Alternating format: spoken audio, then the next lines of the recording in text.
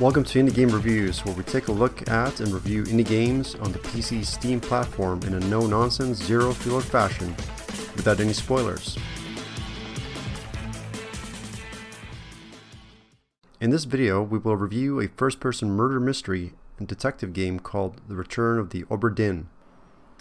In this game, developed by Lucas Pope, you take on the role of the chief investigator for the East India Company Insurance and Claims London office, tasked with finding out what happened to the crew and passengers of the Obra Dinn after it mysteriously shows up at the shores of Falmouth, England.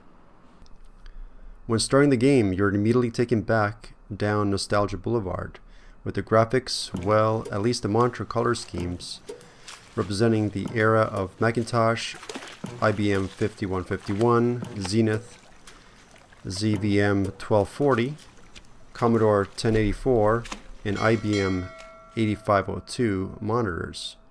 This part brought me a huge smile as I clicked through the monitor options. It is a nice little touch. The main screen and this monitor choice option did suggest that the graphics would be painful to play with, but the actual gameplay proved me wrong. More on this later. The game starts with you as the investigator in a rowboat alongside the 18th century sailing ship, armed with mostly empty journal and a mysterious time-traveling pocket watch. The journal catalogs the people, places, and events through a series of chapters, helping you piece together the disparate but interconnected timelines to answer the seemingly simple questions of who, what, how, and by whom. All of the 51 crew members and passengers met some kind of fate. It is up for you to place the names with the faces or persons represented in sketches and in the freeze-frame scenes.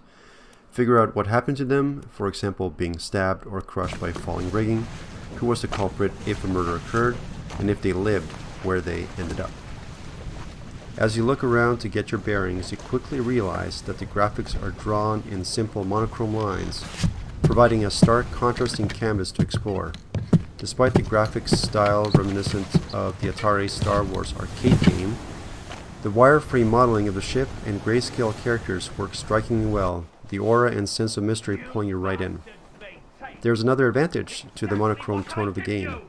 Many of the scenes you become witness to depict gruesome deaths, with crew members depicted in the act of murder, being crushed, blown up, or otherwise maimed.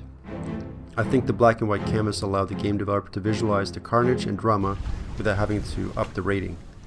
This reminds me of that infamous sword fighting scene in Kill Bill.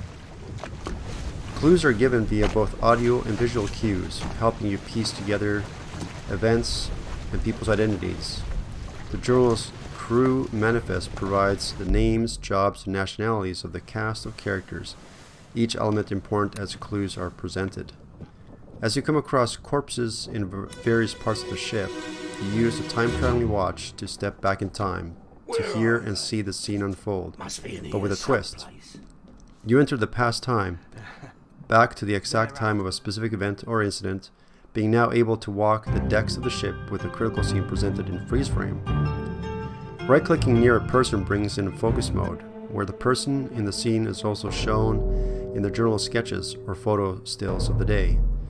Occasionally, to advance the story, the game enters what almost looks like sonar mode, where details fade out and a pulse displays where the next body is to be discovered. A smoke trail guides you onto the next corpse, at which point you repeat the cycle of discovering what happened through the time travel and detective work. These new reveals are not linear, but build the overall story and picture seemingly randomly.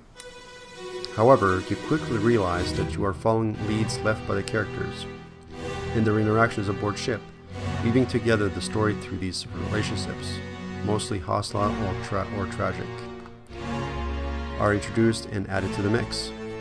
The characters are frozen in time, reminding me of those life-size wax figure dioramas in museums.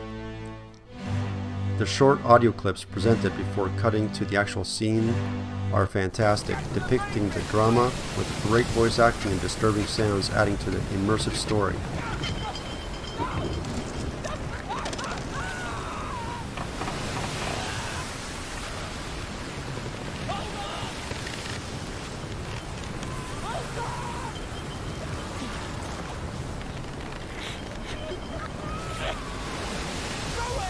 Throw them!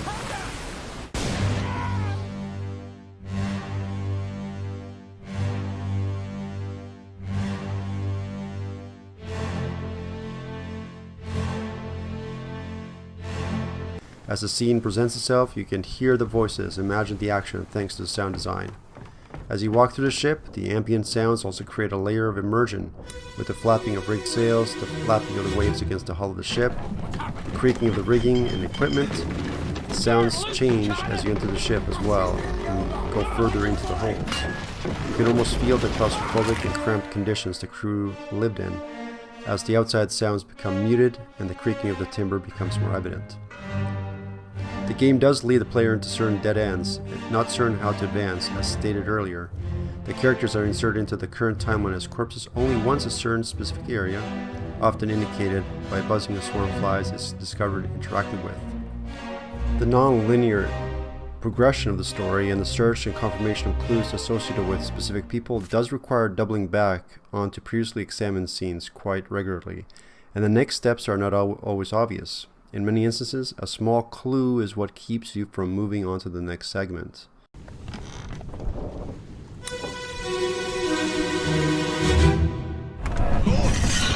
My hands! Aim level! Ready!